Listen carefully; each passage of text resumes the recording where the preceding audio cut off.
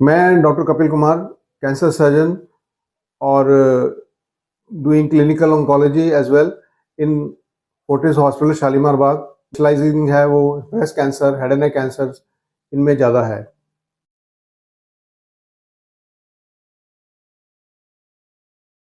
Welcome to Anandi Sheroes podcast. आज का podcast में हम लाए हैं, सब्जेक्ट है हमारा कैंसर अवेयरनेस। वैसे तो ऑलरेडी इंटरनेट पे इतना कंटेंट मौजूद है पहले से ही, लेकिन कहीं ना कहीं हम सही जानकारी अभी भी लेने में इतने ज़्यादा अवेयर नहीं है शायद, और इसीलिए मिथ्स भी बहुत ज़्यादा है। इसीलिए आज हमारे साथ हैं डॉक्टर कपिल कुमार।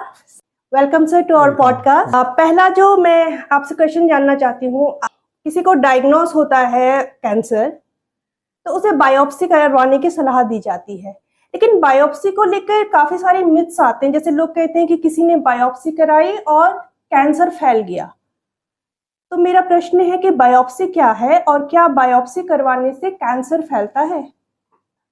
आजकल बहुत सी मॉडर्न ट्रीटमेंट्स हैं जो कि बायोप्सी और इम्यूनोहिस्टोकेमिस्ट्री पर बेस्ड हैं, तो इसलिए बायोप्सी करना ज़्यादा इम्पॉर्टेंट है। और बायोप्सी करने से ऐसे कोई कैंसर फैलता नहीं है, ये लोगों में मिथ है और इसको हमें दूर करना चाहिए कि बायोप्सी से डरे नहीं और इसको करवाएं। सर, कैंसर की स्टेजेस क्या होती हैं और नॉर्मली कितनी स्टेजेस होती हैं कैंसर की, और आपके लिए एज अ डॉक्टर कितना मैटर करता है स्टेजेस यूजली 1 2 3 4 होती हैं, जिसमें 1 और 2 को हम अर्ली कैंसर मानेंगे और स्टेज 3 जो है थोड़ा एडवांस हो जाता है, वो स्टिल मैनेजेबल है। तो स्टेज 4 में बहुत ज़्यादा ट्रीटमेंट करना पड़ता है, बहुत ज़्यादा एक्सपेंसिव हो जाता है, तो इसलिए अर्ली स्टेज में कैंसर को पकड़ना बहुत इंपॉर्टेंट है। जी, हम ये कह सकते हैं कि स्टेजेस या तो अर्ली है या एडवांस्ड है। अर्ली है तो हमारा सर्वाइवल रेट अच्छा है, रहेगा। ट्रीटमेंट का कॉस्ट कब भी कम है, और आप एडवांस स्टेज को भी अब मैनेज तो कर सकते हैं, लेकिन उसमें कॉस्ट भी ज़्यादा आती है और कई बार रिजल्ट जो हम चाहते हैं वो पूरे नहीं हो पाते।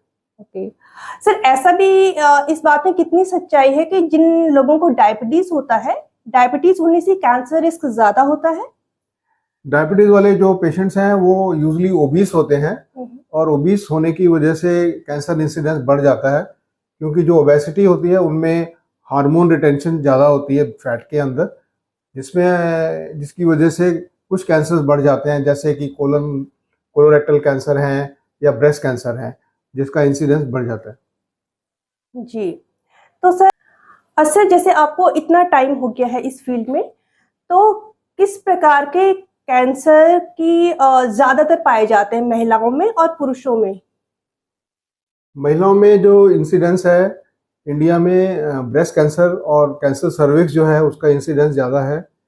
जो लो इनकम स्टेटा है उसमें कैंसर सर्विक्स ज़्यादा है, और अर्बन पॉपुलेशन में ब्रेस्ट कैंसर जो है उसका इंसिडेंस बढ़ता जा रहा है। और मेल्स के अंदर lung cancer, gall bladder cancer, GI cancer और प्रोस्टेट कैंसर भी बढ़ रहा है, क्योंकि जैसे जैसे उम्र बढ़ रही है लोगों की, उसमें प्रोस्टेट कैंसर का इंसिडेंस जो है वो बढ़ता जा रहा है। जी सर, छोटे शहर में कई बार ये होता है कि जैसे किसी को कैंसर सर्जरी की जरूरत पड़ी, तो लोग एक अंतर डिफरेंस पता करना चाहते हैं कि एक जनरल सर्जन और एक कैंसर सर्जन में क्या मेन डिफरेंस होता है। कैंसर सर्जन को पूरी नॉलेज होती है कि कैसे स्टेजिंग करना है पेशेंट को, कैसे उसको प्लान करना है, और अगर मल्टी मोडालिटी ट्रीटमेंट है तो उसमें कीमोथेरेपिस्ट और रेडियोथेरेपिस्ट की सलाह अगर लेनी पड़े तो वो पहले ले सकता है, तो उसको नॉलेज पूरी होती है, तो इसलिए फ़ायदा होता है। दूसरा, सर्जरी के दौरान भी उसकी ट्रेनिंग की वजह से वो बेटर ऑपरेशन टेक्निक से और अच्छी तरह से उस कैंसर को निकाल सकता है। जी, अभी जो रिसेंट कैंसर सर्जरी है और जो आप पहले करते थे, तो जैसे अभी कहते हैं कि कम से कम टिश्यू लॉस हो सर्जरी में मिनिमम, तो आप थोड़ा इसके बारे में बताएंगे कि अब की सर्जरी ऑन्कोलॉजी क्या स्पेशल है उसमें टेक्निक्स? कंजर्वेशन ऑफ ऑर्गन जो है वो इसलिए आ गया है क्योंकि अर्ली कैंसर डिटेक्ट हो गए हैं, और combination of chemotherapy and radiation की वजह से रिजल्ट जो है वो बराबर है, चाहे हम रेडिकल सर्जरी करें या हम पार्शियल सर्जरी करें। जैसे कि ब्रेस्ट कैंसर के अंदर हम पार्शियल सर्जरी को प्रेफर करते हैं, क्योंकि उसके जो रिजल्ट्स हैं compare to radical surgery like mastectomy एकदम बराबर हैं। सिमिलरली जो लैरिंक्स के कैंसर हैं उसमें हम कीमो रेडिएशन से काफ़ी सारे पेशेंट्स को कंट्रोल कर लेते हैं, तो उनका जो वॉइस है वो प्रिजर्व हो जाता है। सिमिलरली ब्लैडर कैंसर में भी कीमो रेडिएशन से कुछ कुछ पेशेंट्स में ब्लैडर का जो है ऑर्गन जो है बचाया जा सकता है। और कुछ मिनिमल इन्वेजिव सर्जरीज आ गई हैं, जैसे कि लेप्रोस्कोपी सर्जरी है, रोबोटिक सर्जरी है। उससे इंसिशन बड़े नहीं होते हैं, प्रिसिशन रहता है, ब्लड लॉस कम होता है और सर्जरी ऑलमोस्ट सिमिलर हो जाती है, चाहे हम ओपन करें चाहे मिनिमल इन्वेजिव सर्जरी से करें। जी सर, आपका खुद का कोई ऐसा एक्सपीरियंस रहा है जो सर्जरी का इतने सालों के उसमें कि जो बहुत आपके लिए मेमोरेबल बन गया?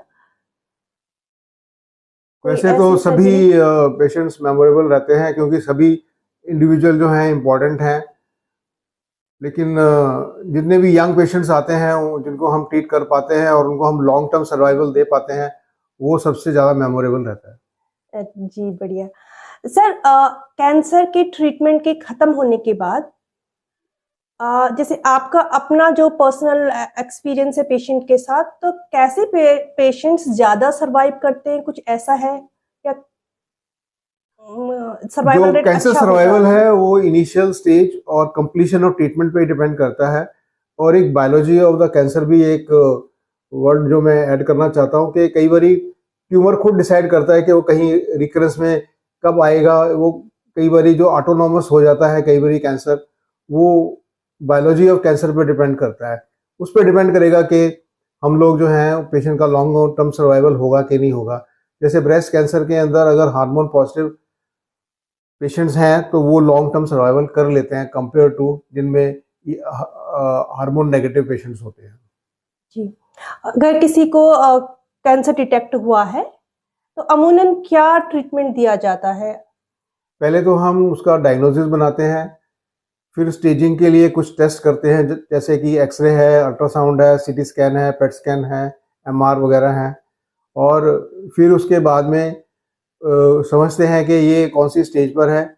इसका जो ट्रीटमेंट है वो पहले सर्जरी से होगा या पहले कुछ दवाइयाँ दी जाएंगी लाइक कीमोथेरेपी या हार्मोनल ट्रीटमेंट, उसके बाद में सर्जरी होगी, या तीनों, या पेशेंट को तीनों ही लगेंगी, जैसे सर्जरी, कीमो, रेडिएशन।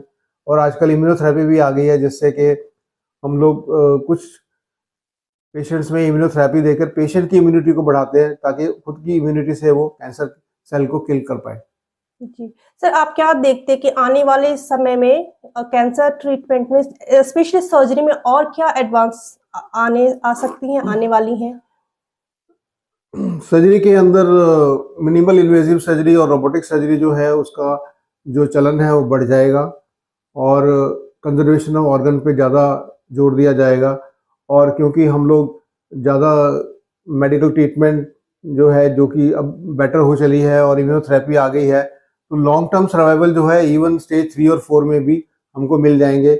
और जैसे कि ये क्रॉनिक डिजीज़ को हम ट्रीट करते हैं, जैसे कि डायबिटीज़ है, ब्लड प्रेशर है, इसी तरह से कई बार जो कैंसर का जो ट्रीटमेंट है वो क्रॉनिक हो जाएगा, जैसे कि हम दवाइयाँ देते ही रहेंगे कई सालों तक और पेशेंट ठीक रहेगा।